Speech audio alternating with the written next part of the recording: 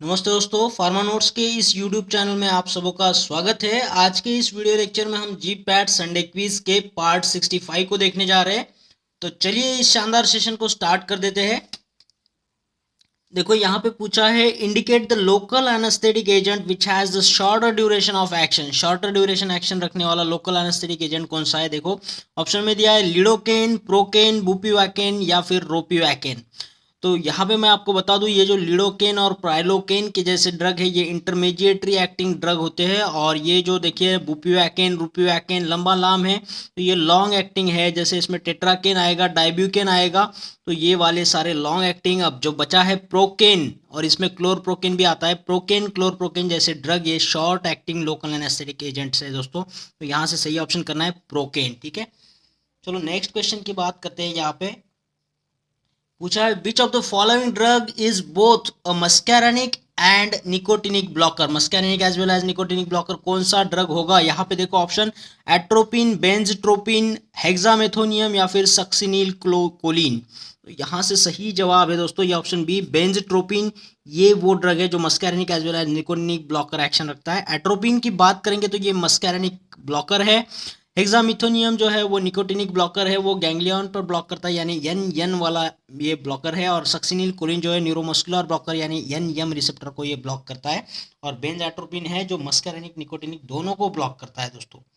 चलिए next question पूछा है, which of the following effect is related to direct beta one adrenoceptor stimulation.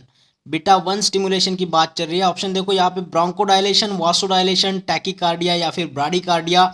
तो सही ऑप्शन जो है दोस्तों ये ऑप्शन सी सही होगा। टैकीकार्डिया होता है बीटा वन रिसेप्टार को स्टिमुलेट करने की वजह से, और ये ब्रोंकोडायलेशन, वासोडायलेशन ये बीटा टू स्टिमुलेशन की वजह से होते हैं। तो ये वेसोडायलेशन और ब्रोंकोडायलेशन को याद रखिए, बीटा टू। ठीक है, चलिए नेक्स्ट, बीटा टू एगोनिस्ट वहाँ पे इफेक्ट देंगे और बीटा वन जो है वो टैकीकार्डिया कराएगा। नेक्स्ट क्वेश्चन है, which of the following anti scissor drug is also effective in treating the trigeminal neuralgia. Trigeminal neuralgia में कौन सा एंटी सीजर ड्रग काम में आता है। तो यहाँ पे ऑप्शन देखिए, प्रीमिडोन, टोपिरामेट, कार्बामाजेपाइन और लैमोट्रिजीन। तो मैं आपको बता दूं इसमें फर्स्ट चॉइस ऑफ ड्रग जो होता है ट्राइजेमिनल न्यूरालजिया में कार्बामाजेपाइन को यूज किया जाता है, और इसके अगेंस्ट में सेकंड ड्रग ऑफ चॉइस है फेनिटोइन। ठीक है, तो सेकंड ड्रग ऑफ चॉइस को भी याद रखिए, फेनिटोइन। और ये फर्स्ट ड्रग ऑफ चॉइस जो है वो कार्बामाजेपाइन, कंफ्यूज नहीं होना है। फर्स्ट अगर पूछा है तो कार्बामाजेपाइन होगा और second drug of choice phenytoin. चलिए नेक्स्ट क्वेश्चन देखो पूछा है, which of the following agents is an inhibitor of aldehyde dehydrogenase. Aldehyde dehydrogenase enzyme को कौन इनिबिट करेगा।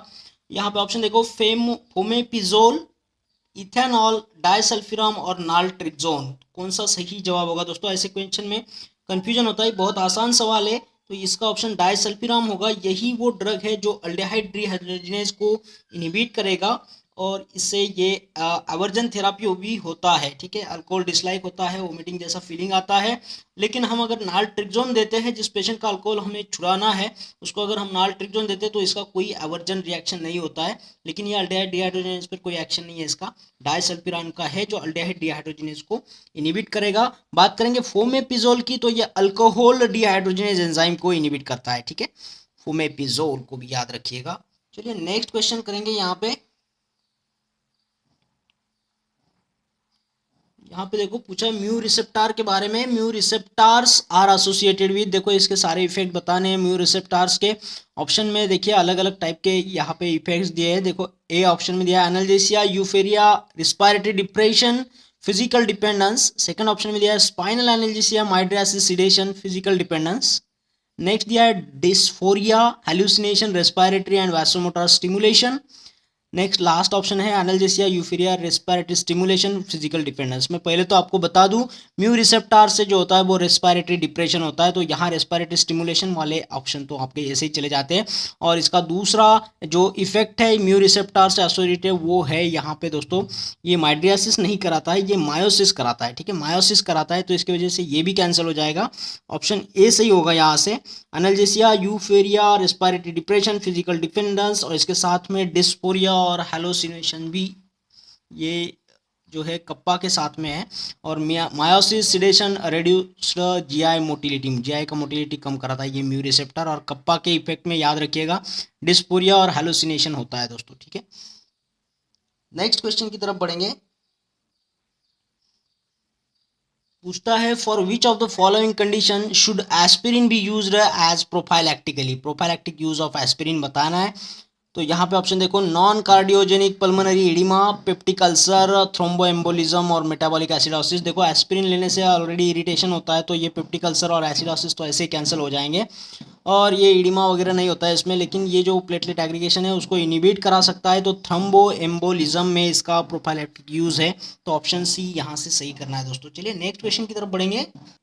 और हाँ दोस्तों, फार्मा नोट्स की जो पीडीएफ लाइफ टाइम मेंबरशिप है उसको आप लोगों ने आज ही ज्वाइन करना है बाय कंट्रीब्यूटिंग ओनली 999 रुपीज़ हमारे चैनल के लिए, बाय पेटीएम, फोन पे या फिर गूगल पे जैसे ट्रांजेक्शन ऐप को यूज़ करके आप इसका ट्रांजेक्शन कर सकते हो यूजिंग दिस मोबाइल नंबर 8087339648 पर, ठीक है। जैसे आपका ट्रांजेक्शन हो जाता है आपको हमारे प्राइवेट टेलीग्राम चैनल से लिंक किया जाएगा, जहाँ पे आपको ये सारा मटेरियल पीडीएफ के फॉर्म में मिलेगा, ताकि आप अच्छे से प्रिपरेशन कर सको आपके आने वाले एग्जाम के लिए, ठीक है। चलिए नेक्स्ट क्वेश्चन की तरफ बढ़ेंगे। देखो नेक्स्ट सवाल पूछा है, the drug used as an oral anticoagulant, oral anticoagulant के बारे में पूछा है। ऑप्शन में देखो, हिपैरिन, डाल्ट्रिपैरिन, डाइक्यूमेरॉल, इनॉक्सापैरिन। देखो इन सब में पैरिन पैरिन पैरिन दिख रहा है, तो ये पैरेंटरल यूज हो जाएगा। पैरेंटरल यानी सबक्यूटेनियस आईवी रूट से भी दे सकते हैं। बच्चा डाइक्यूमेरॉल जो है, वारफेरिन जो है, ये सारे जो है ओरल एंटीकोएगुलेंट है, ओरली दिए जाते हैं, तो ऑप्शन यहाँ से सही करना है डाइक्यूमेरॉल। ये पैरिन पैरेंटरल से लिंक कर दो, अपने आप ये याद हो जाएगा दोस्तों, ठीक है। डाइक्यूमेरॉल, वारफेरिन जो है वो मुंह से देते हैं, ओरली देते हैं। नेक्स्ट यहाँ पे क्वेश्चन है, choose the selective blocker of beta 1 adrenoreceptor. Beta 1 blocker हमें बताना है यहाँ से, स्पेशल सेलेक्टिव बीटा 1, ठीक है। यहाँ पे देखो, लाबिटालॉल, प्राजोसिन, एटेनोलॉल और प्रोप्रानोलॉल, ये सभी को पता होगा, ऑप्शन सी सही है। यहाँ पे एटेनोलॉल बीटा 1 ब्लॉकर है, सेलेक्टिव बीटा 1 ब्लॉकर। नेक्स्ट पूछा है, all the following statement regarding the vasodilators are the true except. कौन सा स्टेटमेंट गलत है वासोडायलेटर्स के रिलेटेड में? यहाँ पे देखो, हाइड्रोलाइजिन कॉजेज टैकिकार्डिया, सही बात है ये। Nifedipine is a dopamine receptor antagonist, ये सभी को पता है, ये सीसीबी में आता है, कैल्शियम चैनल ब्लॉकर में, तो ये वाला स्टेटमेंट यहाँ पे फॉल्स हो जाएगा। निफिडिपिन जो है वो यहाँ पे डोपामाइन रिसेप्टर का एंटागोनिस्ट नहीं है, बजाय इसके ये कैल्शियम चैनल को ब्लॉक करता है। नाइट्रोप्रोसाइड की बात करेंगे तो ये वासोडायलेटर है जो कि बोथ आर्टरीज और वेन्स को डायलेट कर पाता है, ठीक है। Nitroprusside dilates the both arterioles and the veins. और लास्ट का ऑप्शन देखिए, minoxidil can cause the hypertrichosis. Yes, minoxidils का जो इफेक्ट है, जो बाल आते हैं उससे, ठीक है। गंजा आदमी अगर मिनॉक्सिडिल लेते तो उसके सर पे कुछ बाल आएंगे, तो ये हाइपरट्राइकोसिस, जो ईयर के ऊपर भी बाल आते हैं, तो ये कॉज कर सकता है हाइपरट्राइकोसिस, ठीक है, मिनॉक्सिडिल। तो ऑप्शन क्या यहाँ पे गलत है? निफिडिपिन जो कि एक सीसीबी है, calcium channel blocker, dopamine receptor का एंटागोनिस्ट नहीं है। लेकिन ये बाकी पॉइंट बहुत इंपॉर्टेंट है दोस्तों, इनको याद रखिए। हाइड्रोलाइजिन से टैकिकार्डिया होता है, नाइट्रोप्रोसाइड दोनों को डायलेट करता है, और मिनॉक्सिडिल से बाल आते हैं, हाइपरट्राइकोसिस। नेक्स्ट यहाँ पे सवाल है, which of the following hormone is produced by the anterior lobe of pituitary. Option में देखिए, TRH thyrotropin releasing hormone, CRH corticotropin releasing hormone, GH growth hormone और इंसुलिन। तो यहाँ पे हम ब्रॉड स्पेक्ट्रम से देखेंगे तो ये सारे ऊपर के हार्मोन जो है ये पिट्यूटरी ग्लैंड से रिलेटेड है।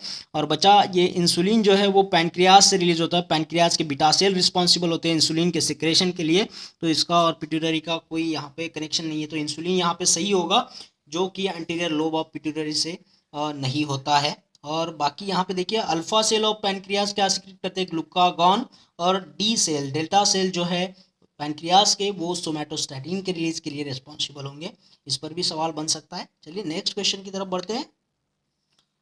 पूछा है 5HT यानी serotonin produces the contraction of smooth muscle and platelet aggregation via dash receptor. कौन से रिसेप्टर के द्वारा ये सीरोटोनिन जो है वो स्मूथ मसल को कॉन्ट्रैक्ट करा सकता है, प्लेटलेट एग्रीगेशन करा सकता है? ये एक्शन कौन से सीरोटोनिन रिसेप्टर के रिलेटेड है वो बताना है। ऑप्शन में देखिए, 5HT1, HT2, H3 और 5HT4 ये ऑप्शन में दिया है। तो इसका सही जवाब क्या है दोस्तों? इसका सही जवाब मैं आपको बता दूं, ये ऑप्शन बी 5HT2 रिसेप्टर उसमें भी स्पेशली 5-HT2A रिसेप्टर इस इफेक्ट के लिए रिस्पॉन्सिबल है, जो स्मूथ मसल को कॉन्ट्रैक्शन करा सकते हैं, प्लेटलेट का एग्रीगेशन करा सकते हैं। और इसके इनिबिटर को भी याद रखिएगा, इस रिसेप्टर को ब्लॉक किया जाता है कीटान सेरीन के बाद इस्तेमाल से। बात करेंगे 5-HT1A, इसका एगोनिस्ट देखिए बस्पायरॉन है। 1B 1D का जो एगोनिस्ट है वो सुमाट्रिप्टान है। फिर बात करेंगे 5-HT3 रिसेप्टर की, तो इसका ब्लॉकर देखिए ऑन्डनसेट्रॉन एमिसिस को रोकने के लिए ये दिया जाता है ऑन्डनसेट्रॉन। 5-HT4 का एगोनिस्ट देखिए यहाँ पे renzapride, selective agonist of 5-HT4 serotonin 4 receptor का, ठीक है। तो ये इसलिए बता रहे हैं, इस पर भी कोई भी क्वेश्चन बने तो आपका सही होना चाहिए, इसलिए यहाँ पे बाकी ऑप्शंस को भी डिस्कस किया जा रहा है। नेक्स्ट सवाल है क्लोरोक्विन इज अ, देखो मलेरियल क्लासिफिकेशन के ऊपर सवाल बना है। क्लोरोक्विन इज अ, देखो इसका ये केमिकल क्लासिफिकेशन ऑप्शन है 4-अमाइनोक्विनोलिन, एक्रिडीन, बाइगोनाइड या फिर पायरिमिडीन। तो ये क्लोरोक्विन जो आता है ना, ये आता है 4-अमाइनोक्विनोलिन में। इसमें दूसरा एक ड्रग आता है अमोडियाक्विन, ठीक है। क्लोरोक्विन और अमोडियाक्विन जो है 4-अमाइनोक्लोरोक्विन में, एक क्विनोलिन में आएंगे। और बात करेंगे 8-अमाइनोक्विनोलिन में, तो 8-अमाइनोक्विनोलिन में ये ड्रग आते हैं प्रीमा क्वीन और बुलाक्वीन करके, ठीक है। तो इनको कभी कंफ्यूज मत कर लेना, इस पर सवाल काफ़ी बार बन सकता है। ये अमोडिया क्वीन को याद रख लेना 4 के साथ में, और ये प्रीमाक्वीन बुलाक्वीन को 8-अमाइनोक्विनोलिन में, ठीक है। बात करेंगे ये मेपाक्रीन ड्रग की, जो एक्रिडीन के कैटेगरी में आता है, एंटी मलेरियल ड्रग। बाइगोनाइड्स में यहाँ पे प्रोगोनिल आता है, देखो यहाँ पे भी गॉन है, यहाँ पे भी गॉन है, तो इससे ये याद रह जाएगा। फिर बात करेंगे डायमाइनोपिरिमिडीन ग्रुप में आता है पायरीमेथामाइन ड्रग, ठीक है। और एक बहुत ही बेहतरीन एग्जाम्पल है ये आर्टेमिथर, आर्टेइथर और आर्टेसुनेट, इनकी कैटेगरी को याद रखिएगा, सेस्टिव टर्पिन लैक्टोन कैटेगरी में आएंगे, ठीक है। ये इसलिए बता रहे हैं, इस पर क्वेश्चन बनने के बहुत चांसेस है दोस्तों। सेस्टिव टर्पिन लैक्टोन कैटेगरी में ये आते हैं आर्टेमिथर, आर्टेसुनेट, आर्टेइथर, ठीक है। चलो नेक्स्ट बात करेंगे यहाँ पे। नेक्स्ट सवाल है which of the following is a female sex hormone. Option में देखिए स्टिल्बेस्ट्रॉल, टेस्टोस्टेरोन, एस्ट्रोजन और बेंजेस्ट्रॉल। तो यहाँ से सही ऑप्शन क्या होगा? तो टेस्टोस्टेरोन तो मेल सेक्स हार्मोन है, ये कैंसिल हो जाएगा। स्टिल्बेस्टेरॉल की बात करेंगे तो ये सिंथेटिक में आएगा, नॉन स्टेरॉल सिंथेटिक एस्ट्रोजन है, और ये एस्ट्रोजन है जो फीमेल सेक्स हार्मोन है, नेचुरल यहाँ पे एस्ट्रोजन, वो तो सिंथेटिक होगा स्टिल्बेस्टेरॉल, ठीक है।